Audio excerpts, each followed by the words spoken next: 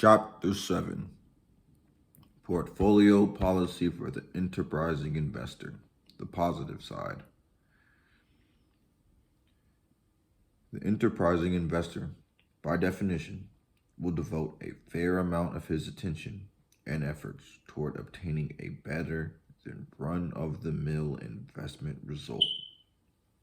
In our discussion of general investment policy, we have made some suggestions regarding bond investments that are addressed chiefly to the enterprising investor. He might be interested in special opportunities of the following kinds. 1.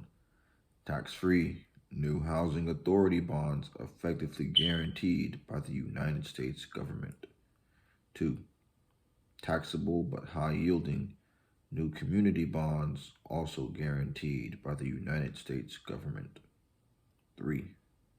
Tax-free industrial bonds issued by municipalities but serviced by lease payments made by strong corporations. References have been made to these unusual types of bond issues in Chapter 4. At the other end of the spectrum, there may be lower quality bonds obtainable at such low prices as to constitute true bargain opportunities, but these would belong in the special situation area where no true distinction exists between bonds and common stocks. Operations in common stocks. The activities specially characteristic of the enterprising investor in the common stock field may be classified under 4 heads. 1. Buying in low markets and selling in high markets. 2. Buying carefully chosen growth stocks. 3. Buying bargain issues of various types. 4. Buying into special situations. General market policy, formula timing. We reserve for the next chapter our discussion of the possibilities and limitations of a policy of entering the market when it is depressed and selling out in the advanced stages of a boom. For many years in the past, this bright idea appeared both simple and feasible, at least from first inspection of a market chart covering its periodic fluctuations. We have already admitted ruefully that the market's action in the past 20 years has not lent itself to operations of this sort on any mathematical basis. The fluctuations that have taken place, while not inconsiderable in extent, would have required a special talent or feel for trading to take advantage of them. This is something quite different from the intelligence which we are assuming in our readers, and we must exclude operations based on such skill from our terms of reference. The 50-50 plan, which we propose to the defensive investor and described on page 90, is about the best specific or automatic formula we can recommend to all investors under the conditions of 1972. But we have retained a broad leeway between the 25% minimum and the 75% maximum in common stocks, which we allow to those investors who have strong convictions about either the danger or the attractiveness of the general market level. Some 20 years ago, it was possible to discuss in greater detail a number of clear-cut formulas for varying the percentage held in common stocks, with confidence that these plans had practical utility. The times seem to have passed such approaches by, and there would be little point in trying to determine new levels for buying and selling out in the market pattern since 1949. That is too short a period to furnish any reliable guide to the future. Growth stock approach. Every investor would like to select the stocks of companies that will do better than the average over a period of years. A growth stock may be defined as one that has done this in the past and is expected to do so in the future. Thus, it seems only logical that the intelligent investor should concentrate upon the selection of growth stocks. Actually, the matter is more complicated, as we shall try to show. It is a mere statistical chore to identify companies that have outperformed the averages in the past. The investor can obtain a list of 50 or 100 such enterprises from his broker. Why then should he not merely pick out the 15 or 20 most likely looking issues of this group and lo, he has a guaranteed successful stock portfolio?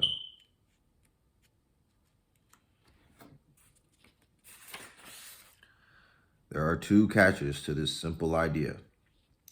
The first is that the common stocks with good records and apparently good prospects sell at correspondingly high prices. The investor may be right in his judgment of their prospects and still not fare particularly well, merely because he is paid in full and perhaps overpaid for the expected prosperity. The second is that his judgment as to the future may prove wrong. Unusually rapid growth cannot keep up forever. When a company has already registered a brilliant expansion, its very increase in size makes a repetition of its achievement more difficult.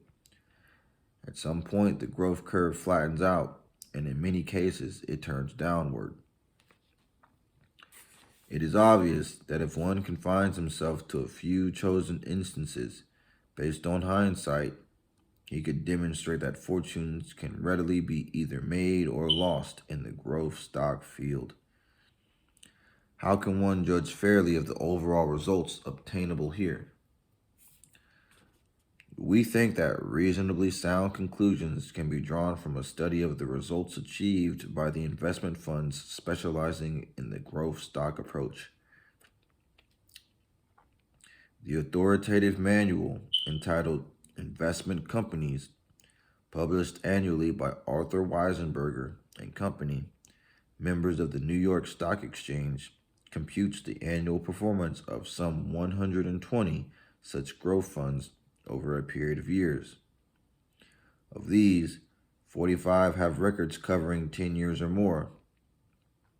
The average overall gain for these companies, unweighted for size of fund, works out at 108% for the decade 1961 through 1970, compared with 105% for the S&P Composite and 83% for the Dow.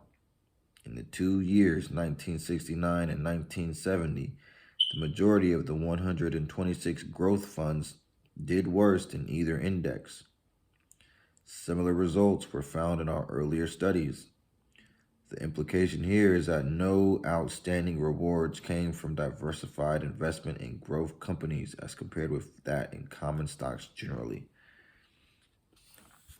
There is no reason at all for thinking that the average intelligent investor, even with much devoted effort, can derive better results over the years from the purchase of growth stocks than the investment companies specializing in this area. Surely these organizations have more brains and better research facilities at their disposal than you do.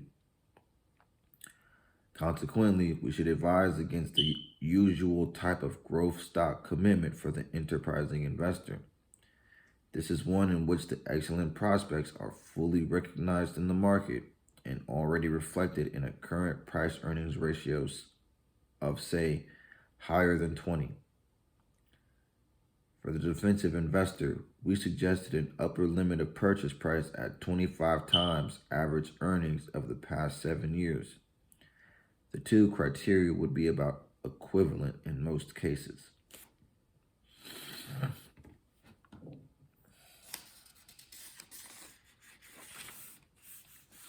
The striking thing about growth stocks as a class is their tendency toward wide swings in market price.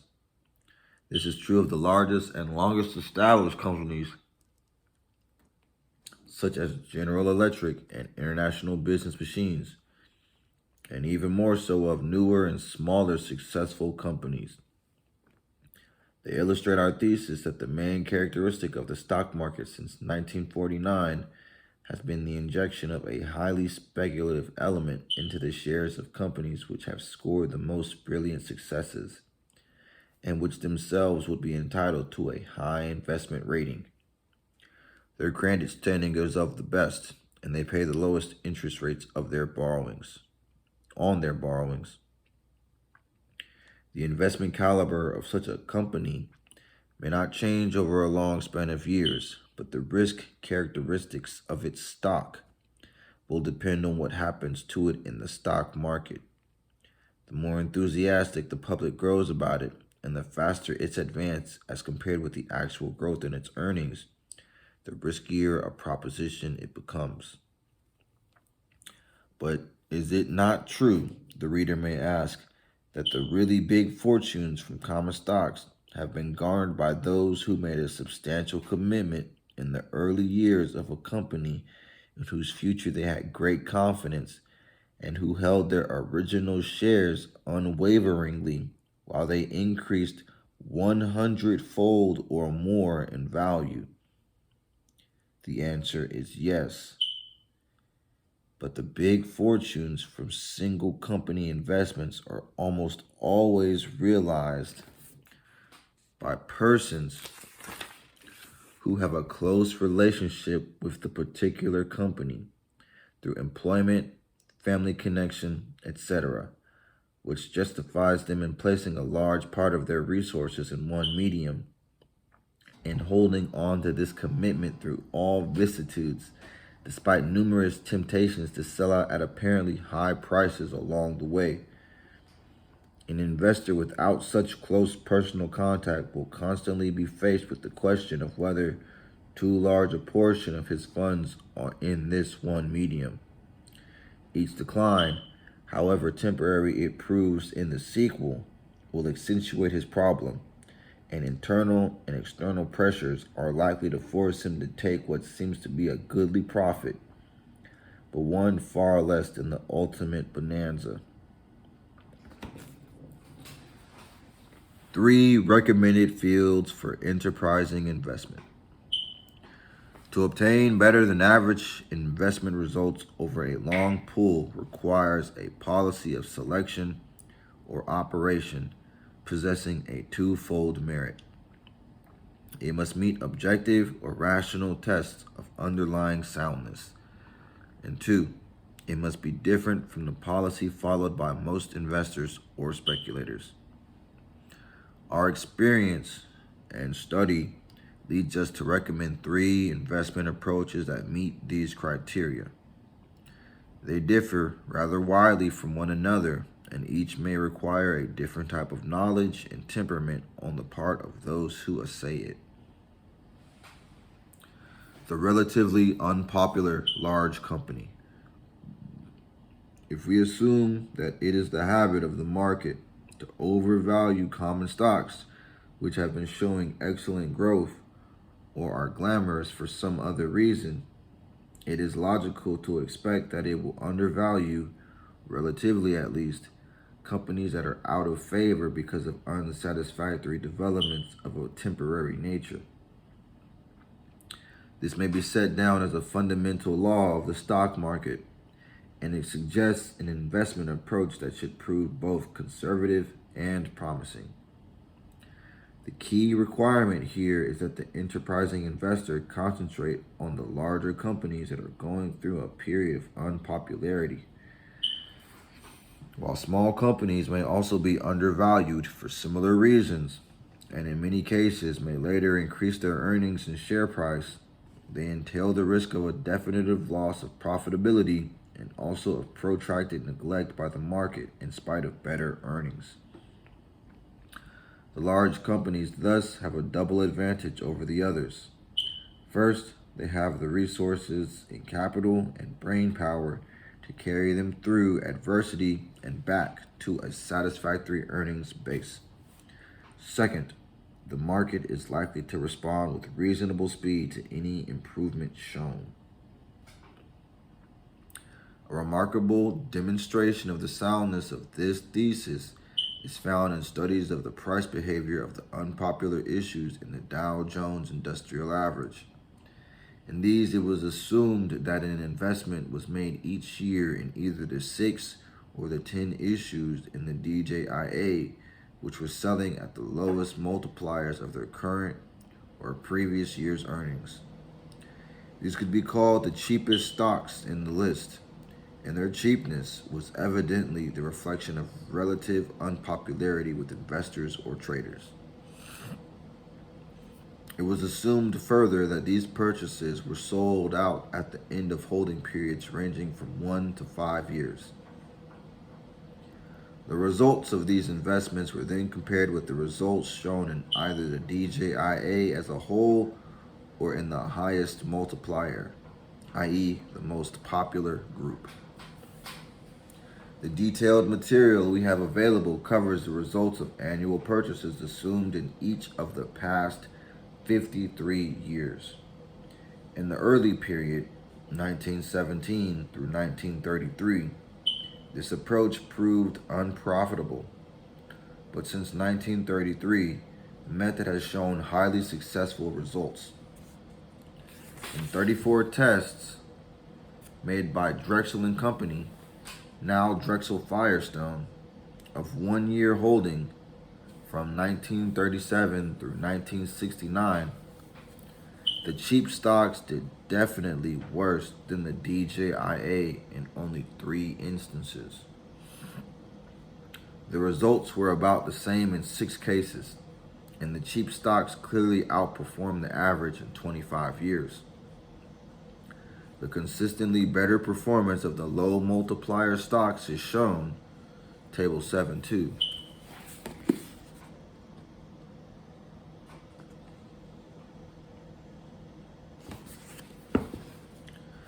By the average results for successive 5-year periods when compared with those of the DJIA and of the 10 high multipliers.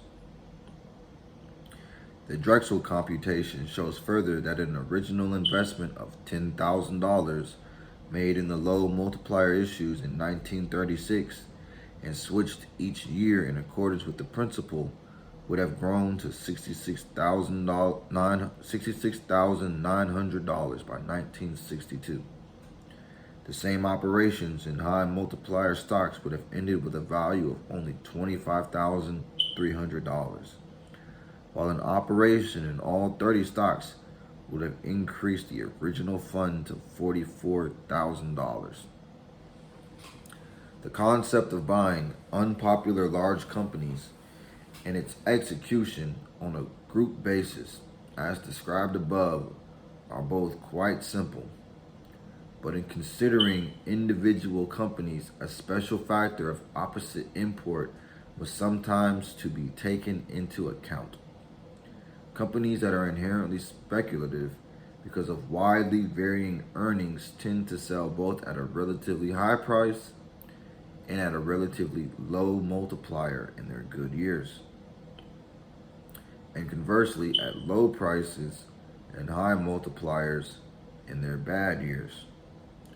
These relationships are illustrated in Table 7.3.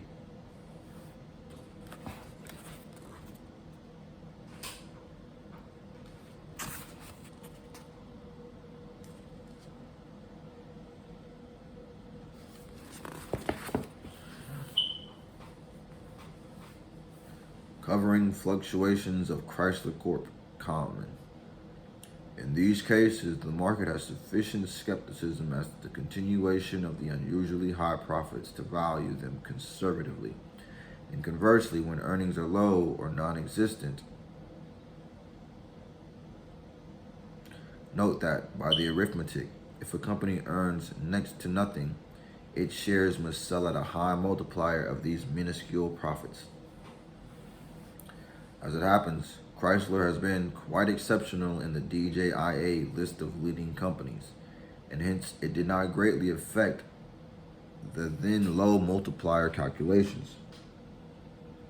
It would be quite easy to avoid inclusion of such anomalous issues in a low multiplier list by requiring also that the price be low in relation to past average earnings by some similar test.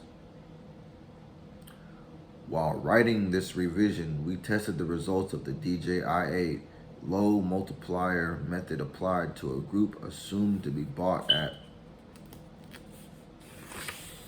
the end of 1968 and revalued on June 30th, 1971.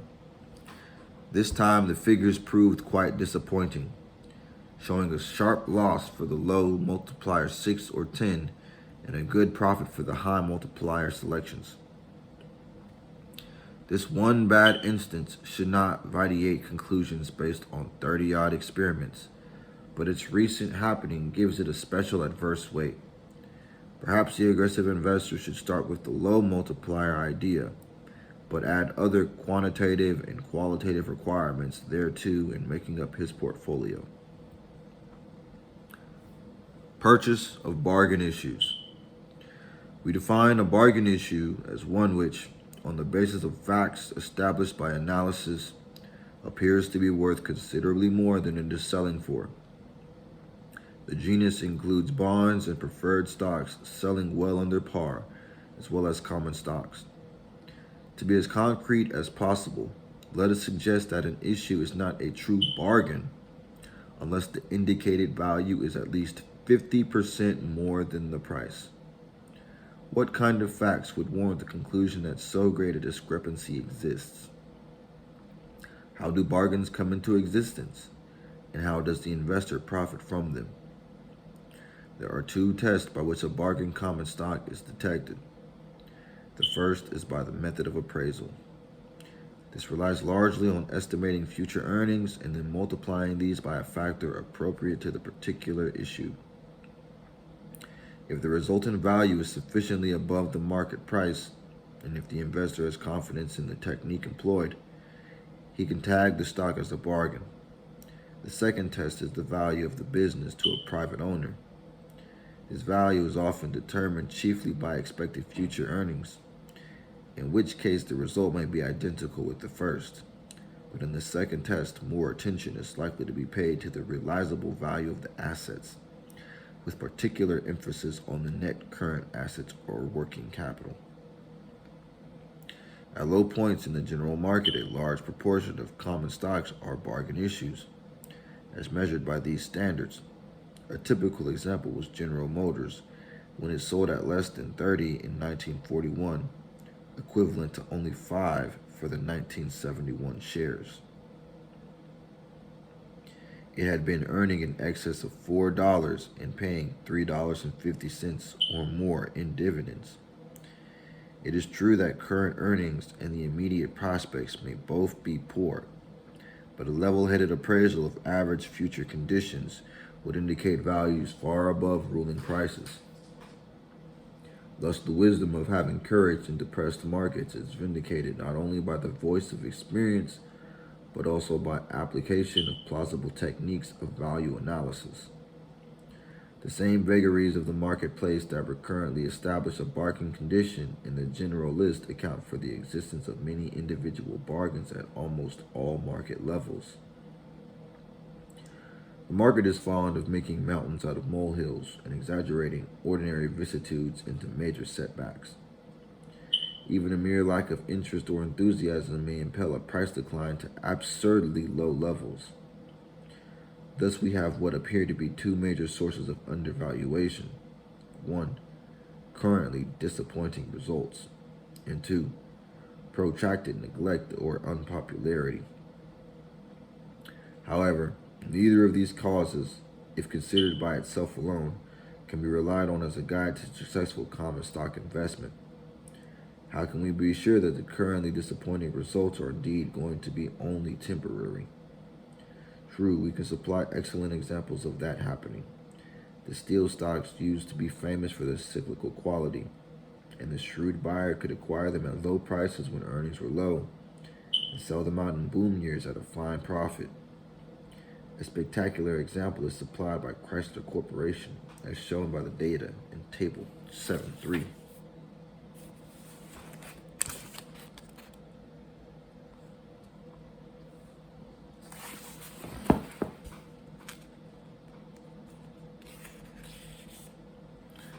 If this were the standard behavior of stocks with fluctuating earnings, then making profits in the stock market would be an easy matter. Unfortunately, we could cite many examples of declines in earnings and price which were not followed automatically by a handsome recovery of both. One such was Anaconda Wire and Cable, which had large earnings up to 1956, with a high price of $85 in that year. The earnings then declined irregularly for 6 years. The price fell to 23.5 in 1962. In the following year, it was taken over by its parent enterprise, Anaconda Corporation, at the equivalent of only 33. The many experiences of this type suggest that the investor would need more than a mere falling off in both earnings and price to give him a sound basis for purchase. He should require an indication of at least a reasonable stability of earnings over the past decade or more, i.e., no year of earnings deficit, plus sufficient size and financial strength to meet possible setbacks in the future. The ideal combination here is thus that of a large and prominent company selling both well below its past average price and its past average price earnings multiplier. This would no doubt have ruled out most of the profitable opportunities in companies such as Chrysler, since their low price years are generally accompanied by high price earnings ratios. But let us assure the reader now, and no doubt we shall do it again, that there is a world of difference between hindsight profits and real money profits. We doubt seriously whether the Chrysler type of roller coaster is a suitable medium for operations by our enterprising investor. We have mentioned protracted neglect or unpopularity as a second cause of price declines to unduly low levels. A current case of this kind would appear to be National Presto Industries. In the bull market of 1968, it sold at a high of 45, which was only 8 times the $5.61 earnings for that year.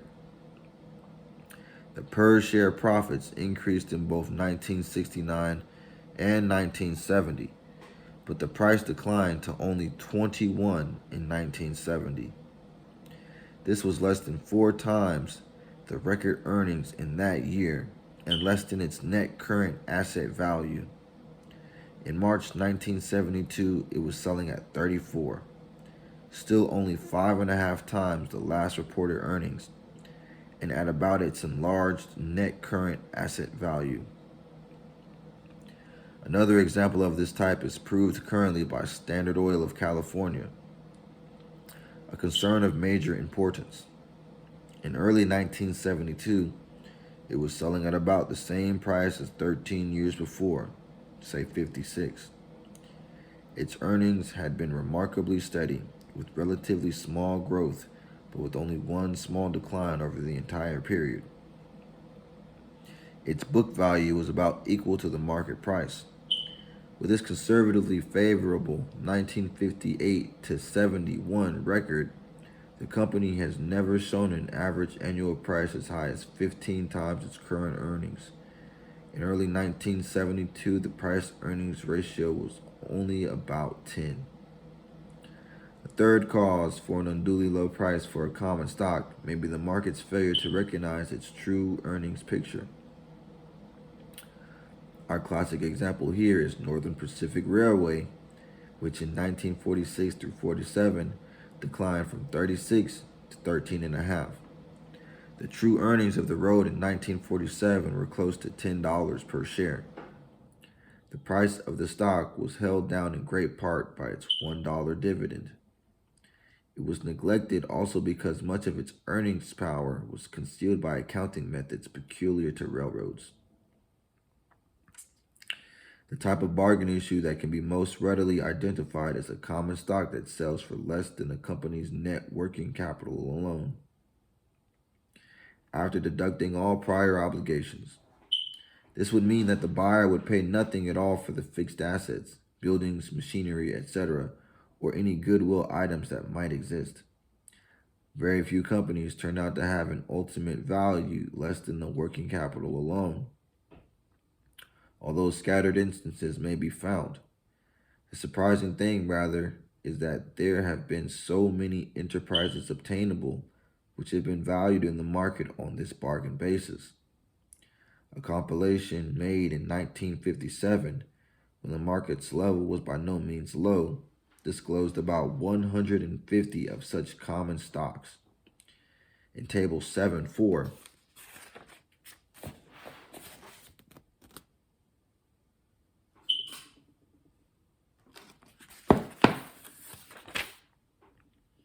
we summarize the result of buying on December 31st, 1957, one share of each of the 85 companies in that list for which data appeared in Standard & Poor's monthly stock guide, and holding them for 2 years. By something of a coincidence, each of the groups advanced in the 2 years to somewhere in the neighborhood of the portfolio of the aggregate net current asset value. The gain for the entire portfolio in the period was 75% against 50% for Standard & Poor's 425 industrials. What is more remarkable is that none of the issues showed significant losses. 7 held about even, and 78 showed appreciable gains. Our experience with this type of investment selection on a diversified basis was uniformly good for many years prior to 1957. It can probably be affirmed without hesitation that it constitutes a safe and profitable method of determining and taking advantage of undervalued situations. However, during the general market events after 1957, the number of such opportunities became extremely limited, and many of those available were showing small operating profits or even losses. The market decline of 1969 through 70 produced a new crop of these sub-working capital stocks. We discussed this group in Chapter 15 on stock selection for the enterprising investor. Bargain issue pattern in secondary companies. We have defined a secondary company as one that is not a leader in a fairly important industry. Thus, it is usually one of the smaller concerns in its field, but it may equally well be the chief unit in an unimportant line. By way of exception, any company that has established itself as a growth stock is not ordinarily considered secondary. In the great bull market of the 1920s, relatively little distinction was drawn between industry leaders and other listed issues, provided the latter were of respectable size. The public felt that a middle-sized company was strong enough to weather storms and that it had a better chance for really spectacular expansion than one that was already of major dimensions.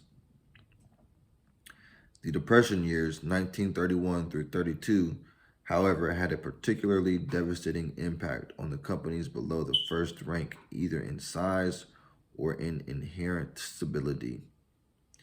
As a result of that experience, investors have since developed a pronounced preference for industry leaders and a corresponding lack of interest most of the time in the ordinary company of secondary importance. This has meant that the latter group have usually sold at much lower prices in relation to earnings and assets than have the former. It has meant further that in many instances the price has fallen so low as to establish the issue in the bargain class. When investors rejected the stocks of secondary companies, even though these sold at relatively low prices, they were expressing a belief or fear that such companies faced a dismal future. In fact, at least subconsciously, they calculated that any price was too high for them because they were heading for extinction. Just as in 1929, the companion theory for the blue chips was that no price was too high for them because their future possibilities were limitless. Both of these views were exaggerations and were productive of serious investment errors. Actually, the typical middle-sized listed company is a large one when compared with the average privately owned business.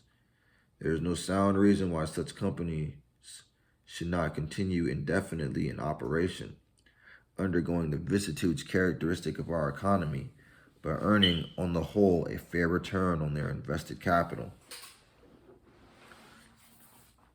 This brief review indicates that the stock market's attitude towards secondary companies tends to be unrealistic and consequently to create in normal times innumerable instances of major undervaluation. As it happens, the World War II period and the post-war boom were more beneficial to the smaller concerns than the larger ones, because then the normal competition for sales was suspended and the former could expand sales and profit margins more spectacularly. Thus, by 1946, the market's patterns had completely reversed itself from that before the war. Whereas the leading stocks in the Dow Jones Industrial Average had advanced only 40% from the end of 1938 to the 1946 high, Standard & Poor's index of low-priced stocks has shot up no less than 280% in the same period. Speculators and many self-styled investors, with the proverbial short memories of people in the stock market, were eager to buy both old and new issues of unimportant companies at inflated levels. Thus, the pendulum had swung clear to the opposite extreme. The very class of secondary issues that had formerly supplied by far the largest proportion of bargain opportunities was now presenting the greatest number of examples of over enthusiasm and overvaluation. In a different way, this phenomenon was repeated in 1961 and 1968. The emphasis now being placed on new offerings of the shares of small companies of less than secondary character, and on nearly all companies in certain favored fields such as electronics, computers, franchise concerns, and others. As was to be expected, the ensuing market declines fell most heavily on these overvaluations. In some cases, the pendulum swing may have gone as far as definitive undervaluation. If most secondary issues tend normally to be undervalued, what reason has the investor to believe that he can profit from such a situation? For if it persists indefinitely, will he not always be in the same market position as when he bought the issue? The answer here is somewhat complicated. Substantial profits from the purchase of secondary companies at bargain prices arise in a variety of ways. First, the dividend return is relatively high. Second, the reinvested earnings are substantial in relation to the price paid and will ultimately affect the price. In a 5 to 7 year period, these advantages can bulk quite large in a well-selected list. Third, a bull market is ordinarily most generous to low-priced issues. Thus, it tends to raise the typical bargain issue to at least a reasonable level. Fourth, even during relatively featureless market periods, a continuous process of price adjustment goes on, under which secondary issues that were undervalued may rise at least to the normal level for their type of security. Fifth, the specific factors that in many cases made for a disappointing record of earnings may be corrected by the advent of new conditions or the adoption of new policies or by a change in management. An important new factor in recent years has been the acquisition of smaller companies by larger ones, usually as part of a diversification program. In these cases, the consideration paid has almost always been relatively generous, and much in excess of the bargain levels existing not long before. When interest rates were much lower than in 1970, the field of bargain issues extended to bonds and preferred stocks that sold at large discounts from the amount of their claim. Currently, we have a different situation in which even well-secured issues sell at large discounts of carrying coupon rates of, say, 4.5% or less. Example, American Telephone and Telegraph 2 5/8, due 1986, sold as low as 51 in 1970. Deere & Co. 4 1/2, due 1983, sold as low as 62. These may well turn out to have been bargain opportunities before very long, if ruling interest rates should decline substantially. For a bargain bond issue in the more traditional sense, perhaps we shall have to turn once more to the first mortgage bonds of railroads now in financial difficulties, which sell in the 20s or 30s. Such situations are not for the inexpert investor. Lacking a real sense of values in this area, he may burn his fingers. But there is an underlying tendency for market decline in this field to be overdone. Consequently, the group as a whole offers an especially rewarding invitation to careful and courageous analysis. In the decade ending in 1948, The billion-dollar group of defaulted railroad bonds presented numerous and spectacular opportunities in this area. Such opportunities have been quite scarce since then, but they seem likely to return in the 1970s. Special situations, or workouts. Not so long ago, this was the field which could almost guarantee an attractive rate of return to those who knew their way around in it. And this was the true under almost any sort of general market situation. It was not actually forbidden territory to members of the general public. Some who had a flair for this sort of thing could learn the ropes and become pretty capable practitioners without the necessity of long academic study or apprenticeship. Others have been keen enough to recognize the underlying soundness of this approach and to attach themselves to bright young men who handled funds devoted chiefly to these special situations. But in recent years, for reasons we shall develop later, the field of arbitrages and workouts became riskier and less profitable. It may be that in years to come, conditions in this field will become more propitious. In any case, it is worthwhile outlining the general nature and origin of these operations with one or two illustrative examples. The typical special situation has grown out of the increasing number of acquisitions of smaller firms by large ones, as the gospel of diversification of products has been adopted by more and more managements. It often appears good business for such an enterprise to acquire an existing company in the field it wishes to enter, rather than to start a new venture from scratch. In order to make such acquisition possible, and to obtain acceptance of the deal by the required large majority of shareholders of the small company, it is almost always necessary to offer a price considerably above the current level. Such corporate moves have been producing interesting profit-making opportunities for those who have made a study of this field and have good judgment fortified by ample experience.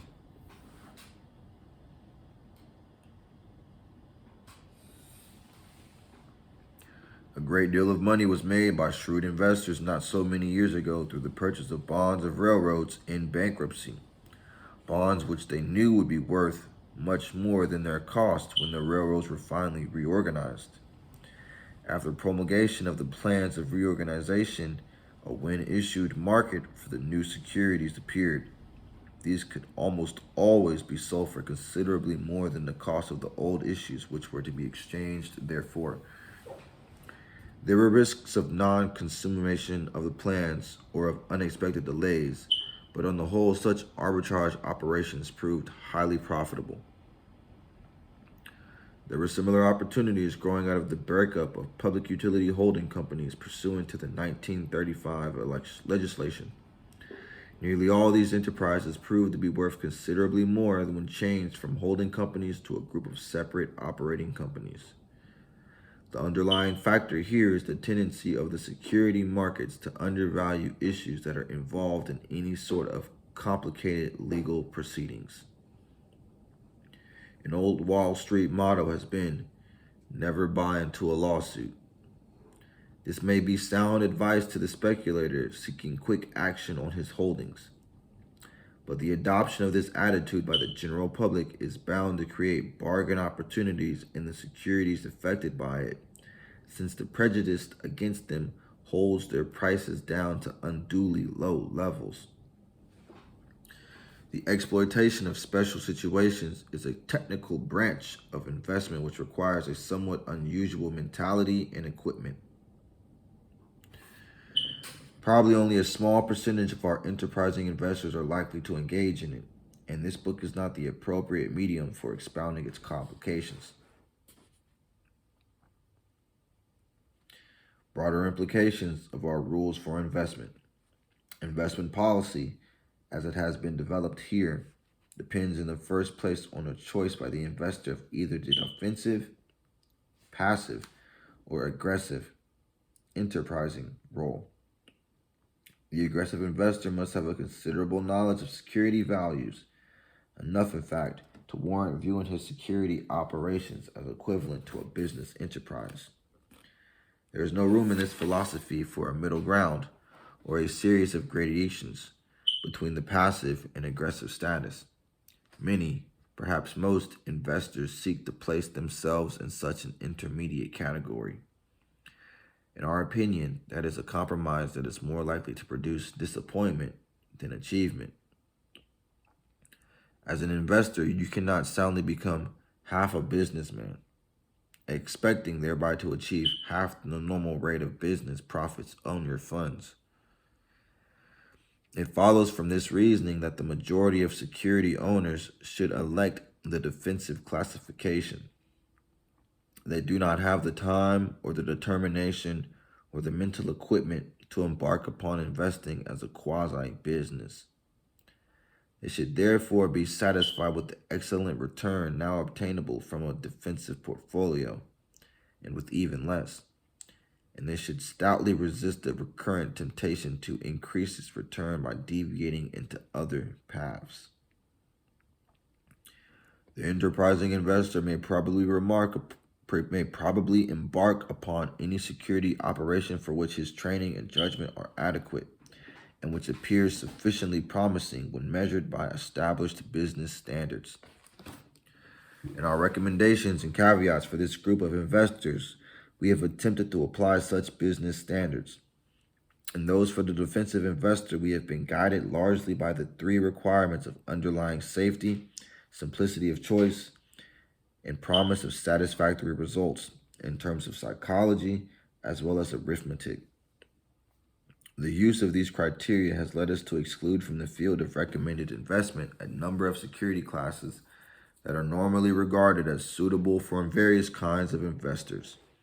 These prohibitions were listed in our first chapter on page 30. Let us consider a little more fully than before what is implied in these exclusions. We have advised against the purchase at full prices of three important categories of securities.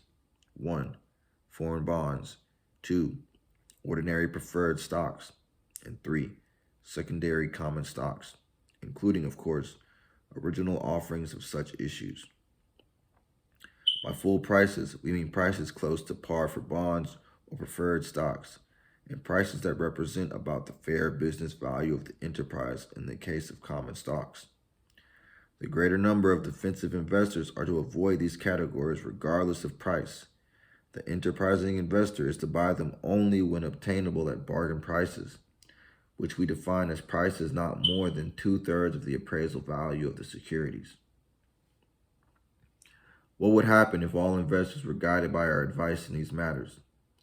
That question was considered in regard to foreign bonds on page 138, and we have nothing to add at this point. Investment-grade preferred stocks would be bought solely by corporations, such as insurance companies, which would benefit from the special income tax status of stock issues owned by them. The most troublesome consequence of our policy of exclusion is in the field of secondary common stocks. If the majority of investors, being in the defensive class, are not to buy them at all, the field of possible buyers becomes seriously restricted. Furthermore, if aggressive investors are to buy them only at bargain levels, then these issues would be doomed to sell for less than their fair value, except to the extent that they were purchased unintelligently. This may sound severe and even vaguely unethical, yet in truth we are merely recognizing what has actually happened in this area for the greater part of the past 40 years. Secondary issues, for the most part, do fluctuate about a central level which is well below their fair value. They reach and even surpass that value at times, but this occurs in upper reaches of bull markets, when the lessons of practical experience would argue against the soundness of paying the prevailing prices for common stocks.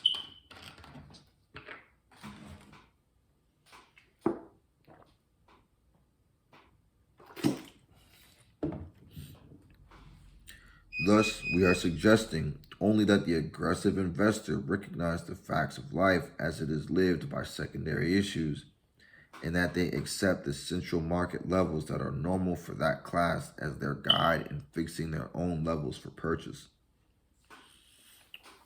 There is a paradox here, nevertheless. The average well-selected secondary company may be fully as promising as the average industrial leader. What the smaller concern lacks in inherent stability, it may readily make up in superior possibilities of growth. Consequently, it may appear illogical to many readers to term unintelligent the purchase of such secondary issues at their full enterprise value. We think that the strongest logic is that of experience. Financial history says clearly that the investor may expect satisfactory results, on the average, from secondary common stocks only if he buys them for less than their value to a private owner, that is, on a bargain basis. The last sentence indicates that this principle relates to the ordinary outside investor. Anyone who can control a secondary company or who is part of a cohesive group with such control is fully justified in buying the shares on the same basis as if he were investing in a closed corporation or other private business. The distinction between the position and consequent investment policy of insiders and of outsiders becomes more important as the enterprise itself becomes less important. It is a basic characteristic of a primary or leading company that a single detached share is ordinarily worth as much as a share in a controlling block. In secondary companies, the average market value of a detached share is substantially less than its worth to a controlling owner. Because of this fact, the matter of shareholder management relations and of those between insider and outside shareholders tends to be much more important and controversial in the case of secondary than in that of primary companies.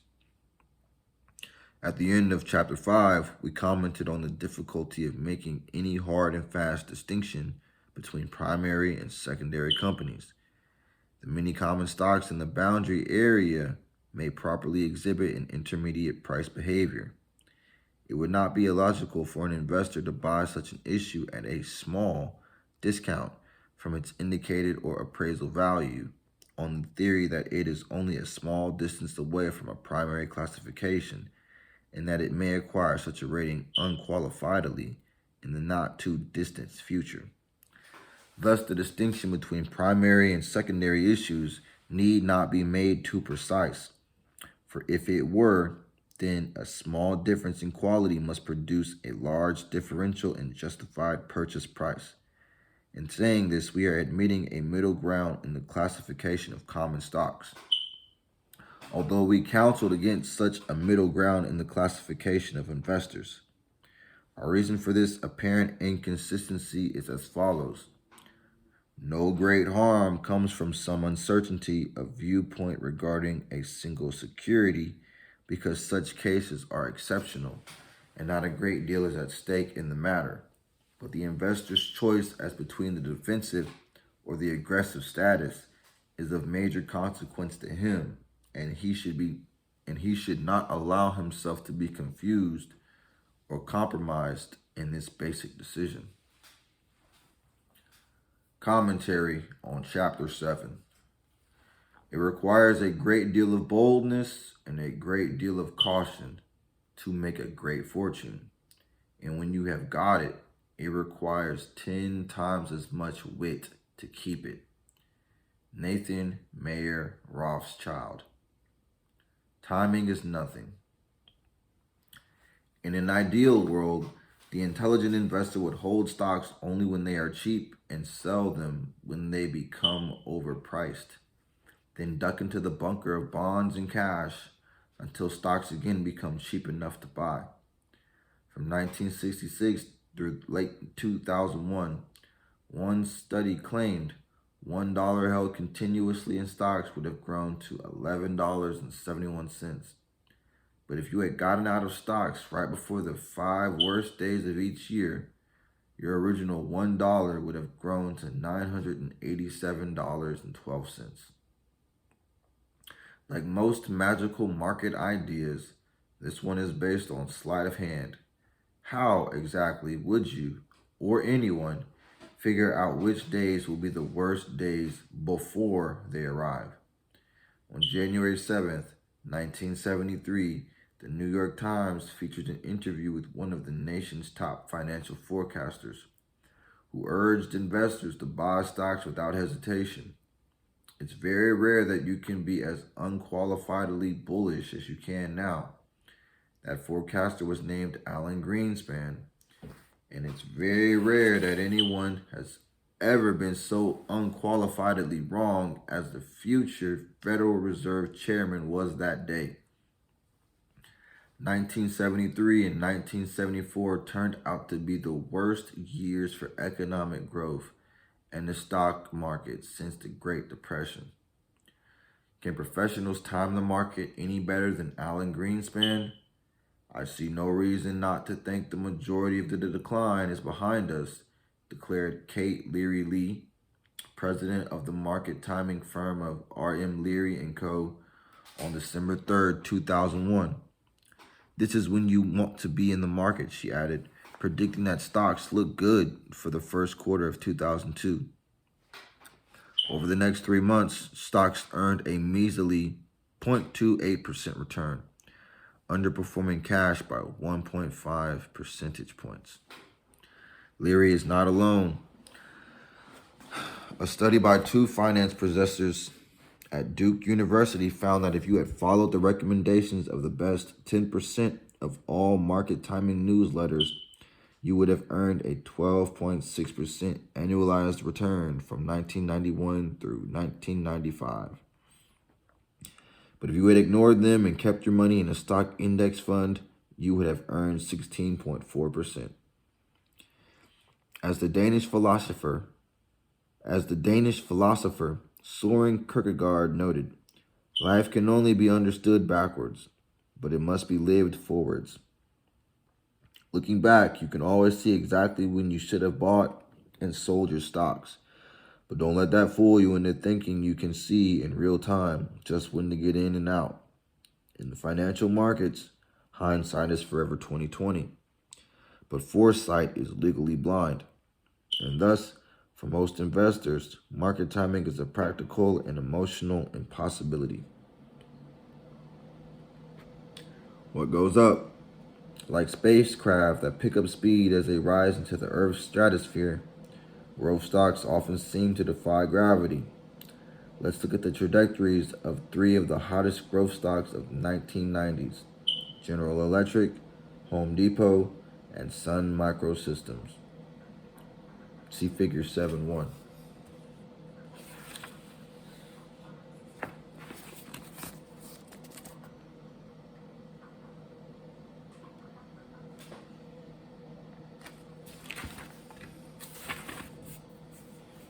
And every year from 1995 through 1999, each grew bigger and more profitable. Revenues doubled at Sun and more than doubled at Home Depot. According to Value Line, GE's revenues grew 29%. Its earnings rose 65%. At Home Depot and Sun, earnings per share roughly tripled. But something else was happening, and it wouldn't have surprised Graham one bit. The faster these companies grew, the more expensive their stocks became. And when stocks grow faster than companies, investors always end up sorry, as Figure 7.2 shows.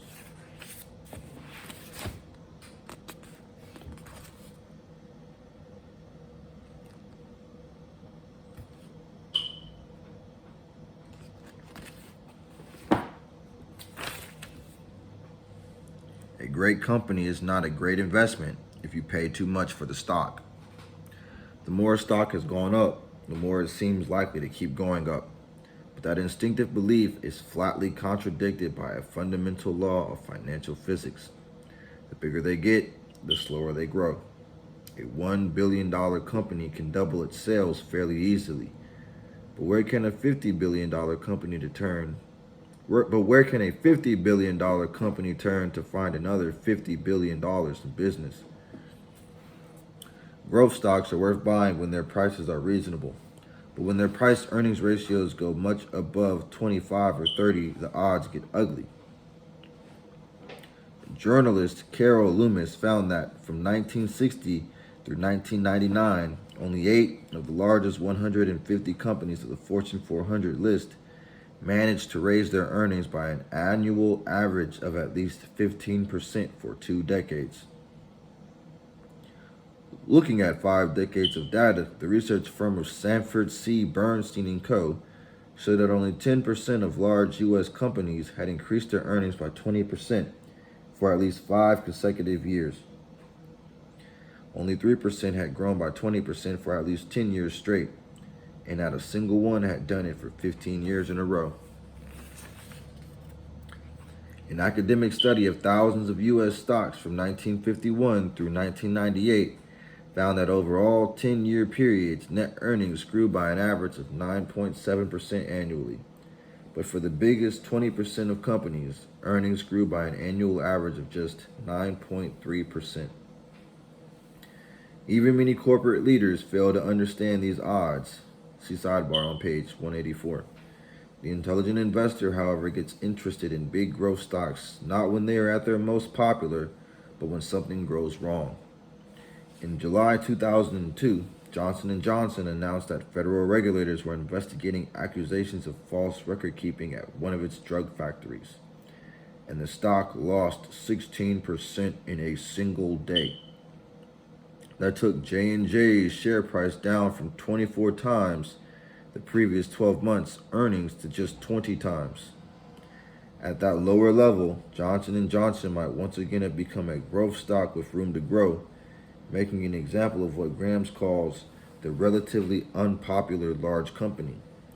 This kind of temporary unpopularity can create lasting wealth by enabling you to buy a great company at a good price. High potential for hype potential. Investors aren't the only people who fall prey to the delusion that hypergrowth can go on forever.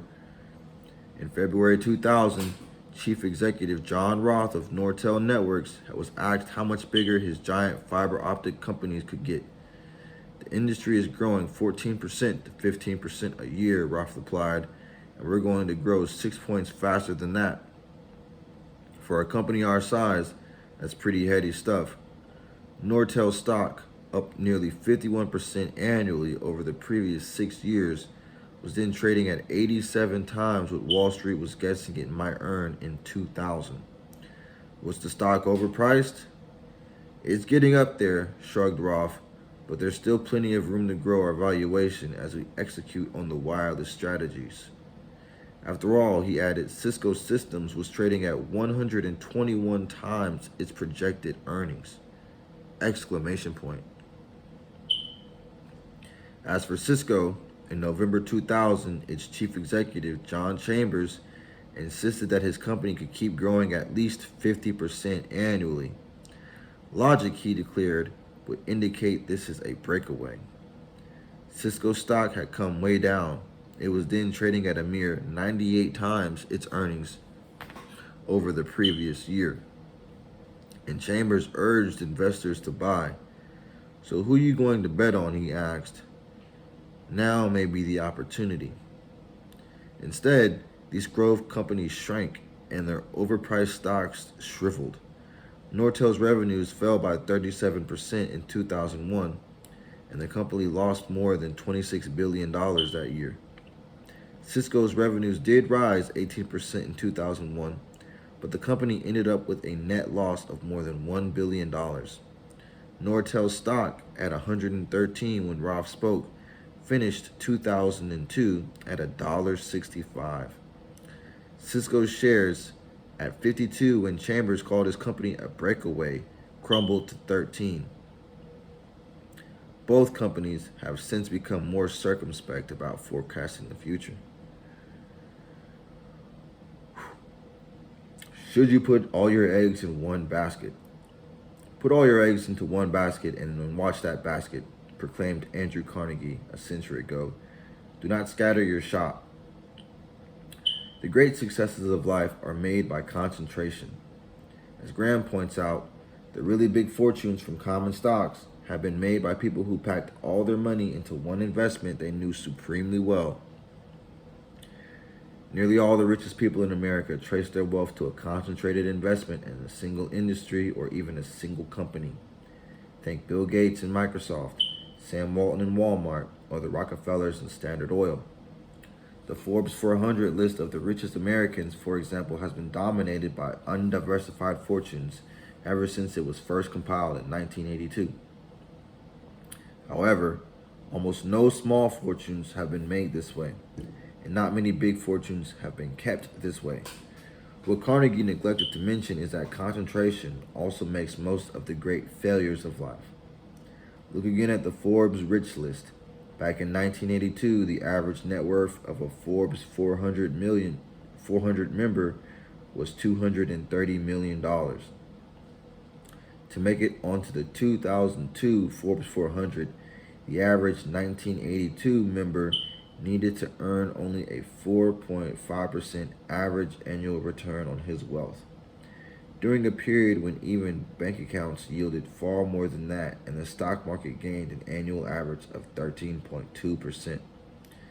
So how many of the Forbes 400 fortunes from 1982 remained on the list 20 years later? Only 64 of the original members, a measly 16%, were still on the list in 2002. By keeping all their eggs in the one basket that had gotten them onto the list in the first place, once booming industries like oil and gas, or computer hardware, or basic manufacturing, all the other original members fell away. When hard times hit, none of these people, despite all the huge advantages that great wealth can bring, were properly prepared. They could only stand by and wince at the sickening crunch as the constantly changing economy crushed their only basket and all their eggs. The bargain bin. You might think that in our endlessly networked world, it would be a cinch to build and buy a list of stocks that meet Graham's criteria for bargains, page 169. Although the internet is a help, you'll still have to do much of the work by hand. Grab a copy of today's Wall Street Journal, then turn to the Money and Investing section and take a look at the NYSE and NASDAQ scorecards to find the day's list of stocks that have hit new lows for the past year. A quick and easy way to search for companies that might pass Graham's net working capital tests. Online, try http://quote.morningstar.com/high-low.html (M section equals high-low). To see whether a stock is selling for less than the value of net working capital, what Graham's followers call net nets, download or request the most recent quarterly or annual report from the company's website or from the Edgar database at www.sec.gov. From the company's current assets, subtract its total liabilities, including any preferred stock and long-term debt. Or consult your local public library's copy of the Value Line Investment Survey, saving yourself a costly annual subscription. Each issue carries a list of bargain basement stocks that come close to Graham's definition. Most of these stocks lately have been in bombed out areas like high tech and telecommunications. As of October 31st, 2002, for instance, Comverse Technology had $2.4 billion in current assets and $1 billion in total liabilities, giving it $1.4 billion in net working capital. With fewer than 190 million shares of stock and a stock price under $8 per share, Comverse had a total market capitalization of just under $1.4 billion. With the stock priced at no more than the value of Comverse's cash and inventories, the company's ongoing business was essentially selling for nothing. As Graham knew, you can still lose money on a stock like Converse, which is why you should buy them only if you can find a couple dozen at a time and hold them patiently. But on the very rare occasions when Mr. Market generates that many true bargains, you're all but certain to make money. What's your foreign policy? Investing in foreign stocks may not be mandatory for the intelligent investor, but it is definitely advisable. Why? Let's try a little thought experiment. It's the end of 1989 and you're Japanese. Here are the facts. Over the past 10 years, your stock market has gained an annual average of 21.2%, well ahead of the 17.5% annual gains in the United States. Japanese companies are buying up everything in the United States, from the Pebble Beach golf course to Rockefeller Center. Meanwhile, American firms like Drexel, Burnham, and Lambert, Financial Corp of America, and Texaco are going bankrupt. The U.S. high-tech industry is dying. Japan's is booming. In 1989, in the land of the rising sun, you can only conclude that investing outside of Japan is the dumbest idea since sushi vending machines. Naturally, you put all your money in Japanese stocks. The result? Over the next decade, you lose roughly 2/3 of your money. The lesson? It's not that you should never invest in foreign markets like Japan. It's that the Japanese should never have kept all their money at home. And neither should you.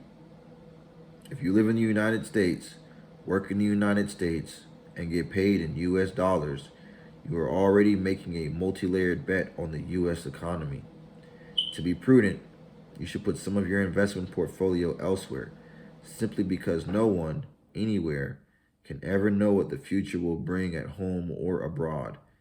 Putting up to 1/3 of your stock money in mutual funds that hold foreign stocks, including those in emerging markets, helps ensure against the risk that our own backyard may not always be the best place in the world to invest.